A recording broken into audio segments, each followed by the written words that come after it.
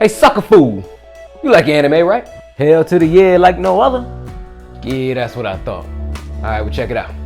I got 2 words for you. 3 words for you. 4 words for you. 5 words? Sucker, make up your mind. How many words you got? Kengan Ashura. Baki. Crossover. Crossover. Crossover. Nani? Yeah, buddy. So who you think gonna win? What? What you mean, who gonna win? You know what I mean, sucker? When Baki and Oma get the Who you think gonna whoop somebody's tail? Baki, duh. What you talking about, fool? Nah, you bugging. Oma got that mess in the bag. I'm gonna whoop Baki's tail all over town. And his daddy. All up in their face. Bop, bop, bop, bop, bop.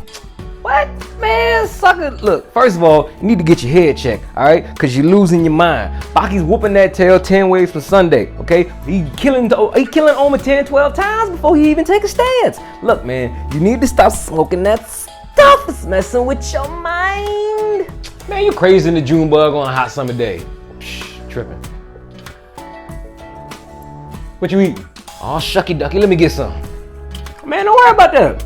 Now go on somewhere if I call the people on you. Come take your crazy tail away so you get your crazy all over me. Man, you so stingy with the food all the time. Can't stand your tail. Talking about my Oma would win. Boy, crazy as hell.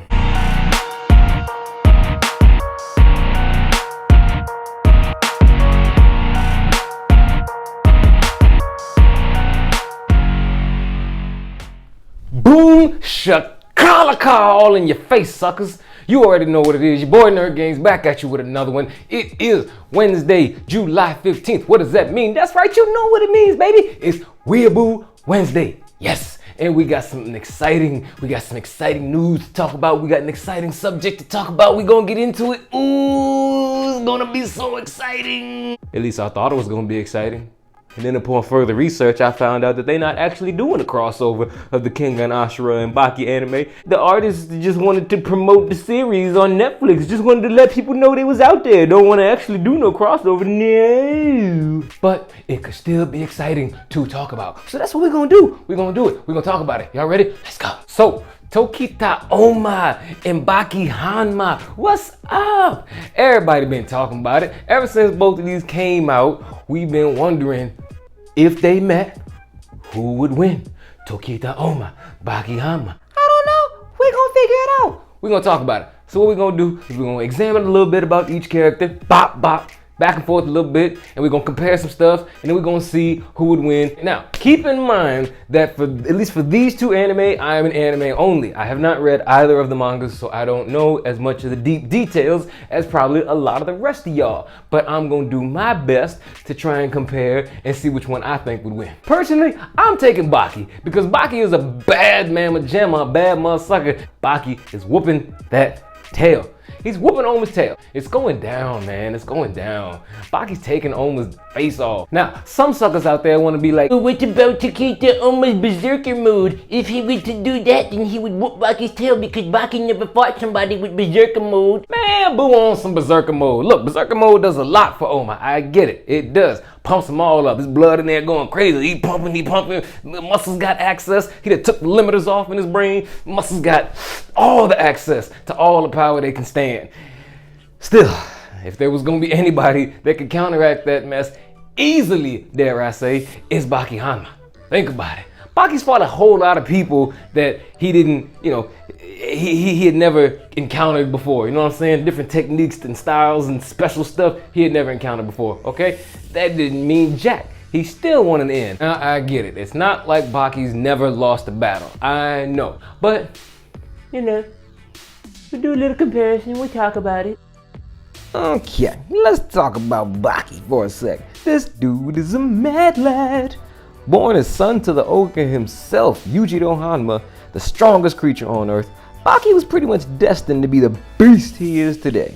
Being trained to the extreme pretty much from early childhood, by the age of like 13, Baki was stronger and a better fighter than most adults double and triple his age. Well versed in many styles of martial arts, anatomy and physiology, kinesiology, and pretty much all forms of physical fitness, by the age of 18, Baki is one of the strongest people on the planet besides his father. And while his motivations for wanting to be stronger may be a little different than you'd expect, Baki is still crazy strong. See, Baki's interesting because he doesn't want to be stronger just for the sake of being the strongest. See, at some point when Baki was a kid, he was basically just training because his parents made him. Yes, mom and dad.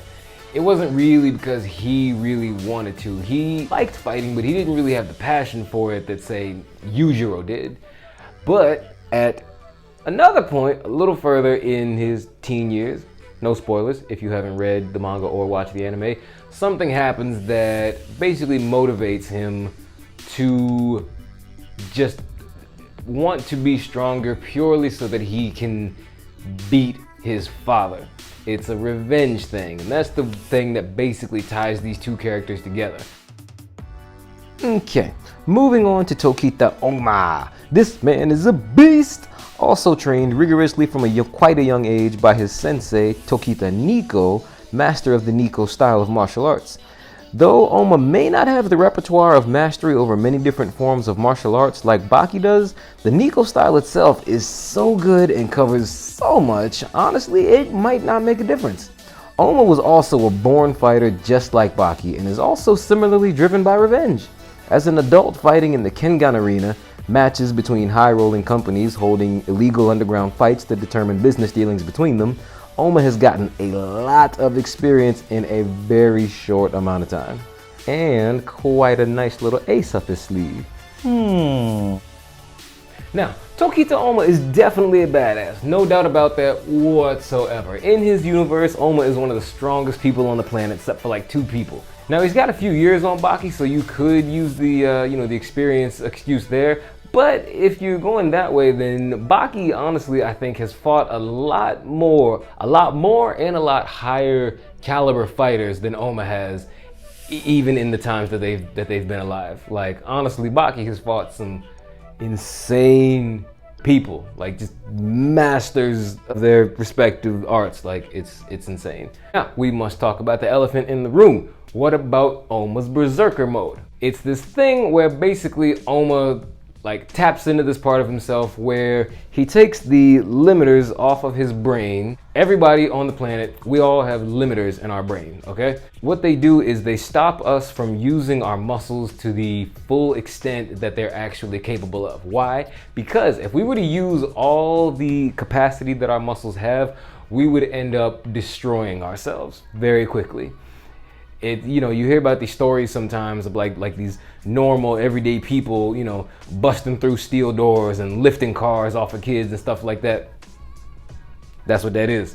It's those limiters being slowly released in the brain and their bodies having access to that stored energy capacity that we all have. We just don't normally have access to it because it's dangerous. Oma taps into that on purpose. He speeds his heart rate up rapidly, which gives his blood more oxygen. Oxygen has more blood, your muscles have more, they get more blood pumped to them, they have a higher capacity to be used, basically. So he uses that in dire situations when he's losing a fight or it's just a really, really strong opponent. He then taps into that and that gives him basically new abilities. It's like the whole transformation, trope in anime. Now, the question is, how would Baki combat that? Now, you have to remember that when Baki was training as a kid, he also tried this, tap into those limiters in his brain and he succeeded. People forget about that sometimes, but there was that arc when Baki was training in the woods and he was basically testing himself against deathly experiences. He's jumping off of cliffs and fighting giant monkeys and stuff and whatnot. But he tapped into it too. And basically with Baki, it was a perception thing. His senses were heightened. It was like he didn't have to think as much about what he was doing. His body would just react to protect itself. So a lot of times when when we're in some sort of a threat, right? Something is happening. Say you're walking down the street and a car is coming at you, right? That car's coming at you, you turn and you look. There's a moment of reaction that it takes for what you're seeing, the information of what you're seeing, to travel to your brain before your brain has to then send that information to your body to tell it to move out of the way. The thing that Baki is doing is basically taking that middleman out, and it's like his body is seeing what's happening instead of his eyes. So it's that like split second of communication that's just taken out. So it then makes him much faster. His reaction times are like through the roof.